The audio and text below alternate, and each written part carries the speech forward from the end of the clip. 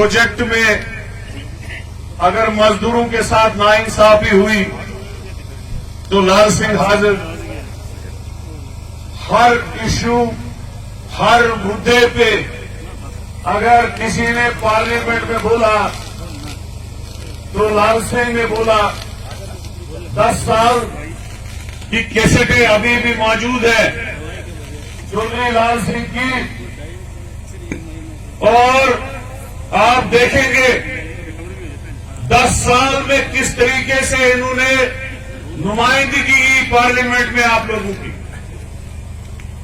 10 साल में हर मुद्दे पे ये बोले, चाहे डेली वेजरों का मसला था इन्होंने बोला, चाहे एक डिस्ट्रिक्ट को 3 डिस्ट्रिक्ट बनाने का मसला था इन्होंने बात की, चाहे तहसीलें और सब डिवीजन बनाने की बात थी इन्होंने बात की, चाहे कॉन्ट्रेक्चुअल मुलाजमों पे बात करनी थी इन्होंने बात की। यहां पे हमारे सारे साथी डिस्ट्रिक्ट प्रेसिडेंट शेख मुजीब साहब और नरेश जी, नदीम जी, रियाज साहब और डॉक्टर साहब श्यामलाल जी, पीडीपी के हमारे भाई, नेशनल कॉन्फ्रेंस के हमारे भाई, पीछे बहुत सीनियर लीडरों की एक बड़ी टीम बैठी है। क्योंकि ज्यादा वक्त नहीं है, मैं बारी बारी नाम नहीं बोल सकता हूं, तो आप चौधरी लाल सिंह और डॉक्टर जतिंदर सिंह में कंपेयर कीजिए दोनों को। अगर पहाड़ पे चढ़ना है, गांव गांव में जाना है, चौधरी लाल सिंह जाए, लेकिन डॉक्टर जतिंदर सिंह शहर में नहीं आए।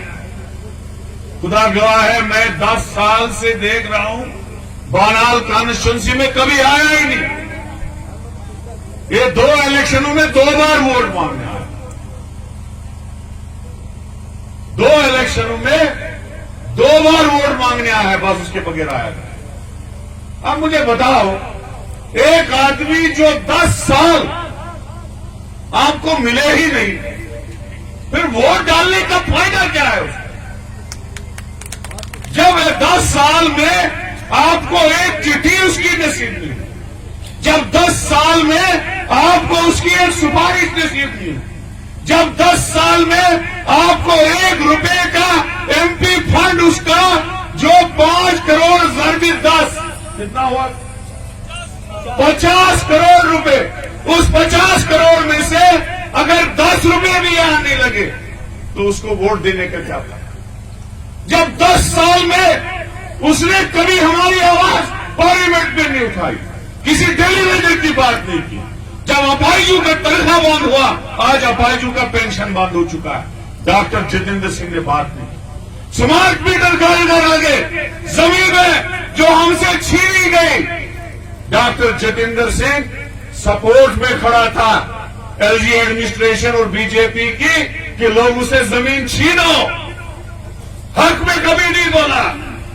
जब हमारी रियासत का दर्जा खत्म हो रहा था, उस वक्त भी डॉक्टर जतिंदर सिंह इस हक में था कि छीनो। क्या बीजेपी ने किसी मैनिफेस्टो में लिखा था कि हम जम्मू कश्मीर को स्टेट का दर्जा छीनेंगे? नहीं बोला था। और हमारे लोगों को हिस्टोरिकल स्टेट को डिग्रेड करके, हमारे लोगों को बेइज्जत करके पूरे हिंदुस्तान में ये जो स्टेट है हमारी छीन ली, और डॉक्टर जतिंदर सिंह सपोर्ट में खड़ा था। तभी मैं कह रहा हूं, जो स्पेशल स्टेटस था हमारा, जो हमारी स्टेट सब्जेक्ट थी, 1927 में महाराजा ने हमको दी थी। ये कोई पहले की हिंदुस्तान की आजादी से पहले हमको मिली। जिस स्टेट सब्जेक्ट से हमारी नौकरी महफूज थी, जिस स्टेट सब्जेक्ट से हमारी जमीनें महफूज थी, जिस स्टेट सब्जेक्ट से हमारा डोगरा कल्चर, हमारा कश्मीरी कल्चर, हमारा पहाड़ी कल्चर, हमारा बलवाई कल्चर, हमारा गुर्जर कल्चर महफूज था, ये हमको गिफ्ट मिला था। और बीजेपी वालों ने उसको हटा के 2 पैसे का डोमिसाइल बनाया, और वो पूरे डोमिसाइल तमाम बागड़ों को बांट दिया। ये हालात इस वक्त कल रह जाओ, बेरोजगारी की हालात देख।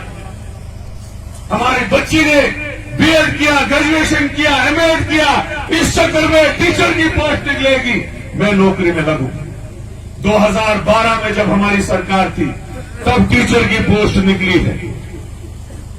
12 साल हो गए, हर साल डिस्ट्रिक्ट में टीचर की पोस्ट होती थी। हमारी बच्चियां, हमारे लड़के टीचर रखते थे। खत्म कर दिया वो पोस्ट, कोई नहीं लगा। आज चपरासी रिटायर होता है, रोज हम माला डाल के कभी एक मुलाजिम को देखते, कभी दूसरे मुलाजिम को देखते। लाइन में रिटायर होता है बिजली का, पीएचई का लाइन में रिटायर होता है, जंगलात का गार्ड रिटायर होता है, फिशरीज का गार्ड रिटायर होता है, दूसरा लगता है। बताओ जरा, कोई बताओ, लगता है? हमारा बेरोजगारी में बहुत नीचे ग्राफ था। ये जो बोल रहे खुशहाली आई मोदी जी के दौर में, हाँ आई। आज जम्मू कश्मीर बेरोजगारी और गरीबी में नंबर 1 पे पहुंचा दिया इन लोगों ने। खाली शराब की दुकानों में नंबर 1 बनाया। परसों में सांबा में चल रहा था, 2 दुकानें छोड़ के एक शराब की दुकान में देख रहा। और जो मेरे गाड़ी में थे, मैंने कहा ये लानत है इन लोगों, बर्बादी और तबाही के बगैर इन लोगों ने हमारे लोगों को कुछ नहीं दिया। तभी मैं कह रहा हूं, आज ये क्या कर रहे हैं, 10 साल डॉक्टर जितेंद्र सिंह लोगों को मिला नहीं।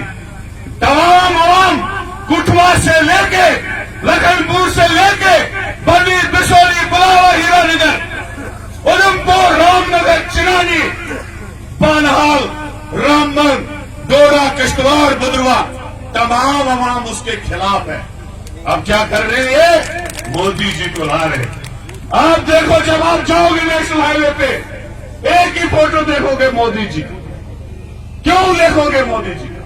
अरे मोदी जी, ये तो तेरे ऑफिस में मिनिस्टर है, इतना छोटा सा फोटो तो रखना था ना साथ में, इतना सा तो रखना था साथ में। क्यों नहीं रखा? इसलिए नहीं रखा कि ये लोग मोदी जी का फोटो लाते हैं इलेक्शन में और 10 साल इस एमपी से हमारा गला घुटवाते हैं ये लोग। मेरे भाइयों, वो जो फरेब है, वो जो मोदी जी है, वो ना तुमको 10 साल में मिला, ना आगे मिलेगा, ना उसके अच्छे दिन आपको मिलेंगे, ना 15-15 लाख मिलेंगे, ना काला धन मिलेगा, ना 2 करोड़ की नौकरियां मिलेगी। ये सारा झूठ था, फरेब था, वो कभी आप लोगों में नहीं आएगा। और जिताने के बाद डॉक्टर जितेंद्र सिंह दिल्ली में बैठेगा, सल्तनत अपनी खड़ा की, हजारों करोड़। और बिजली प्रोजेक्ट हमारे, ठेकेदारी बीजेपी वालों। बिजली प्रोजेक्ट में हम गरीबों के पूरे चुनाव में हमारा गरीब का बच्चा भी लगना चाहे था, खाली बीजेपी के खरबच वहां लगे डॉक्टर जितेंद्र सिंह की सिफारिश। और आज मैं एक चीज और कहना चाहता हूं, चौधरी लाल सिंह जी, एक जंग आपको लड़नी है। हमारे लोगों को, गरीब लोगों को 2-2 हजार की बिजली बिल, 1,500 हजार की बिजली बिल, उसका एक 2-2 लाख रुपए बकाया। एक तो हमारी बिजली बिलें सारी माफ होनी चाहिए, दूसरा पूरा चुनाव रैली में बिजली फ्री होनी चाहिए, क्योंकि ये इनके बाप की बिजली नहीं है, ये पानी हमारा है, ये बिजली हमारी है।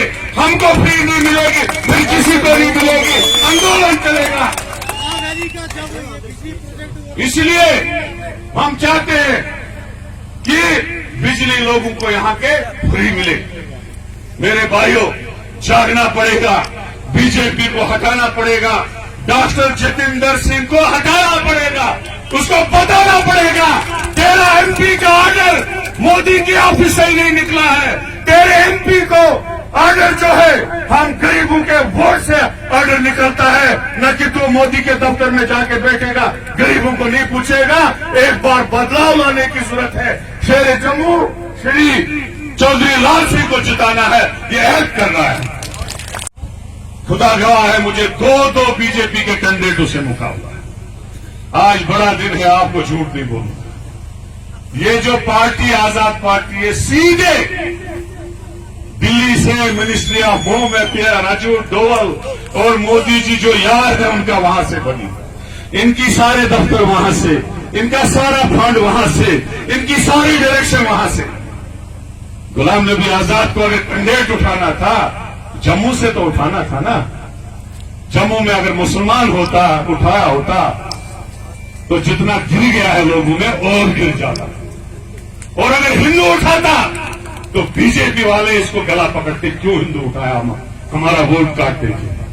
खाली यहां जनाब अली जो ठाग उठाया है टुकारा कुली लगा के, सबसे बड़ा ठाग, सबसे बड़ा ठाग है वो दाढ़ी और टोपी वाला। मैं उसको 20 साल से जानता हूं। इस चुनाव रैली का सबसे बड़ा ठाग है, सबसे बड़ा ठाग। और उस ठाग ने क्या किया है, खुदा की कसम, सामने से चौधरी लाल सिंह इलेक्शन लड़ रहा है जतिंदर सिंह के साथ, और पीछे से ये लोग बीजेपी के लिए वार कर रहे हैं। तभी मैं कह रहा हूं दो कैंडिडेटों से मुकाबला है, और निशान क्या है, डस्टबिन। क्या है, जरा जोर से बोलो, क्या है, डस्टबिन। वो डस्टबिन लेके पीछे पीछे आ रहे हैं, क्या पता इधर भी आएंगे दोनों कारा कुलिया लगा के। उनके पास डस्टबिन है, वो कह रहे हैं डस्टबिन में वोट डालो और अपना वोट जाया करो, ताकि दिखना होगा अपने बच्चों का फ्यूचर। देखो कितना खूबसूरत बच्चा इन दो बहनों के बीच बैठा है, इसका फ्यूचर हमें देखना है, इसका फ्यूचर बर्बाद भी करना है। ये पता नहीं 9वीं है 10वीं में है बेचारा। ऐसी हमारे घरों में नन्हे नन्हे फूल है। जब बीजेपी आई थी, जो हमारा 30 साल का जवान था, वो 40 साल का हो गया, बड़ी बड़ी डिग्रियां करके ओरेज होके घर में बैठ गया। इनको ओरेज नहीं करना है। लिहाजा इन बच्चों का फ्यूचर देखो, अपने घरों में देखो, अपने आगे पीछे के जो घर है, जो गुर्बत है, जो महंगाई है, उस सबको नजर मार के ये देखो कि इन्होंने हमको बर्बादी के सिवा कुछ नहीं। देखो, इसलिए जागो, उठो, हाथ के बटन पे मोहर दबाओ और लाल सिंह को कामयाब करो। शुक्रिया।